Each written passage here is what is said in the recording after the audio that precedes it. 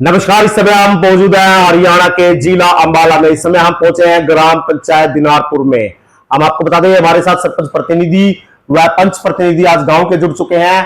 आइए आज हम आपको ले चलते हैं सबसे पहले गांव के अंदर और दिखाएंगे लगभग 3.5 से 4 वर्ष के अंदर कितना विकास कार्य हुआ। जहां हरियाणा सरकार, हरियाणा के मुख्यमंत्री नायब सिंह जी सैनी आखिरी पायदान पर खड़े व्यक्ति तक विकास पहुंचाने की बात करते हैं, स्मार्ट गांव की बात करते हैं, तालाबों के सौंदर्यीकरण की बात करते हैं, हरियाणा मुफ्त नशा की बात करते हैं। इस गांव के अंदर हम जाकर देखते हैं और आपको भी दिखाएंगे कि गांव की स्थिति क्या है और सरपंच प्रतिनिधि क्या कहते हैं। सर, सबसे पहले आपका करनाल मिरर में स्वागत है। देखने वाले दर्शकों को सबसे पहले आपका नाम और आपकी ग्राम पंचायत का नाम। मैं राकेश प्रजापति, सरपंच प्रतिनिधि गांव ग्राम पंचायत दिनारपुर से आपके चैनल के माध्यम से आपके दर्शकों का और आपका हार्दिक धन्यवाद करता हूं। जिस समय सर ने चुनाव लड़ा उस समय उनके बराबर में कितने उम्मीदवार थे?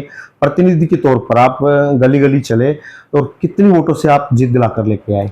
देखिए, चुनाव का माहौल जब होता है तो काफ़ी कैंडिडेट गांव से नॉमिनेशन भरते हैं। हमारे सामने 3 प्रतिभागी थे और चौथे हम थे, तो हमने फिर भी एक कड़ा मुकाबला करके घर घर जाके जनरल की सीट पे बीसी में है हम आते हैं, हमने इलेक्शन जीता है 79 वोट से। जी सर, अगर बात की जाए गांव के अंदर सुरक्षा को मद्देनजर रखते हुए, क्योंकि आजकल एविडेंस बहुत जरूरी है, कभी भी कोई हादसा हो सकता है, कोई भी व्यक्ति कह सकता है मैं इस हादसे में सम्मिलित नहीं था, जबकि कई लोग इस हादसों में सम्मिलित पाए जाते हैं और जब उनके खिलाफ एविडेंस होता है तो कानूनी कार्रवाई भी अच्छी तरीके से की जा सकती है। तो क्या कहना चाहेंगे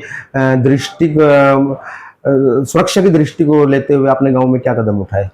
देखिए, आजकल क्या है कि हर गांव में कैमरे लगते हैं, तो हमने भी अपने गांव में 75-80 कैमरे जो है हर चौक चौराहों पे लगाए हैं। हमने अपने गांव के जो एग्जिट एंट्री है वो सब बंद कर दिए हैं, ताकि जो भी कोई आदमी, अनजान आदमी गांव में आता है, किस रूह से आ रहा है, मंशा से क्या करना है, तो हमने पूरे गांव को अंडर सीसीटीवी कर दिया। 2 गांव आते हैं हमारे पास, एक दिनारपुर, एक हसनपुर।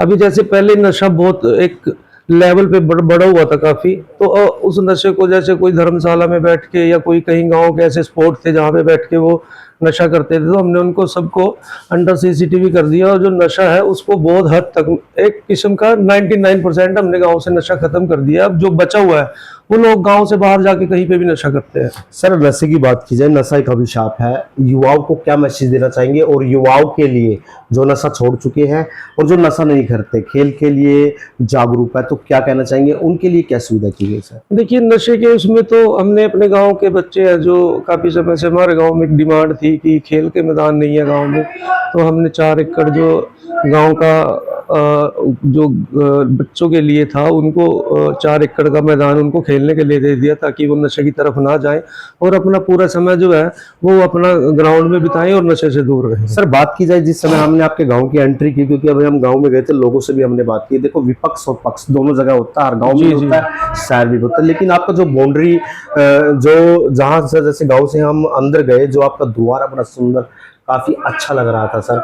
और पेंटिंग की बात की जाए और गांव के अंदर क्या क्या सुंदर चीजें हैं सर? देखिए, किसी भी गांव में, मेरा गांव मेरी संस्कृति मेरा विरासत के तहत तो तालाब आते हैं। सबसे पहले तो मैं ये बात करूंगा कि अब तक गांव में 3-4 तालाब हैं जो अब तक खुदाई नहीं हुई थी और बहुत ही कचरा भरा हुआ था, तो हमने प्रायोरिटी पे लेके सबसे पहले 3 तालाबों की खुदाई कराई है।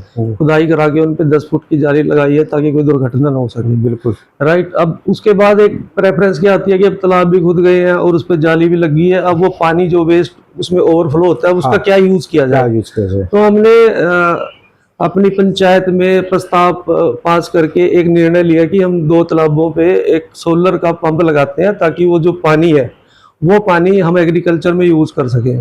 तो हमने अपने गांव के तालाब के आसपास जितनी भी 3-4 हजार फुट के एरिया की जमीनें थी उनमें सब में पाइपलाइनें डाल के वहां पे जो पानी है वो पूरा का पूरा पानी आज एग्रीकल्चर के लिए यूज हो रहा है। हमारे गांव में अगर 4-5 दिन भी बारिश हो जाए तो हमारे तालाब नहीं भरते, अगर भरते हैं तो वो फिर हम उनको अनफ्लो कर देते हैं, क्योंकि हमारे एग्रीकल्चर के जो किसान हैं वो पूरा का पूरा पानी यूज कर लेते हैं। जगमग योजना के तहत लाइटें हैं सर गांव में? जगमग योजना के तहत देखिए, वो एक क्या सरकार का क्या है कि अभी जो 5000 पॉपुलेशन से ऊपर वाले जो गांव है उनमें सरकार की तरफ से, जो बिजली विभाग की तरफ से जगमग योजना के तहत लाइटें लगती हैं। जैसे आपने 2 पंचायतें बताई है सर, दो पंचायत में पॉपुलेशन कितनी होगी टोटल? दोनों पंचायतों में पॉपुलेशन हमारी 2450 है टोटल और 1850 वोट है।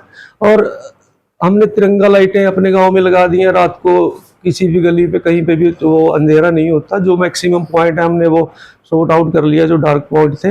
अभी कोशिश कर रहे हैं कि जो पेंडिंग रह गए उनको भी फिल कर सकें। पंच प्रतिनिधि साहब, गांव के अंदर आपका वार्ड पड़ता है, कितना वार्ड पड़ता है और अपने वार्ड में आपने कितना विकास कार्य करवाया है सरपंच की मौजूदगी में? पूरा 3 वार्ड है जी। जो 3 वार्ड में अच्छा विकास कार्य हुआ है।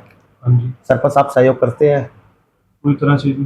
तो गांव के अंदर ऐसी कोई समस्या तो नहीं है जिससे सरपंच साहब पूरा ना करवा सके अभी तक 4 साल में? नहीं, ऐसी तो कोई समस्या नहीं आई जी अभी तक। तस्वीरें आप देख सकते हैं। ग्राम पंचायत की बात की जाए, लगातार विकास कार्य हुआ है। बने रहे हमारे साथ, लगातार हम आपको अपडेट देते रहेंगे। संदीप कुमार गोयल, अंबाला।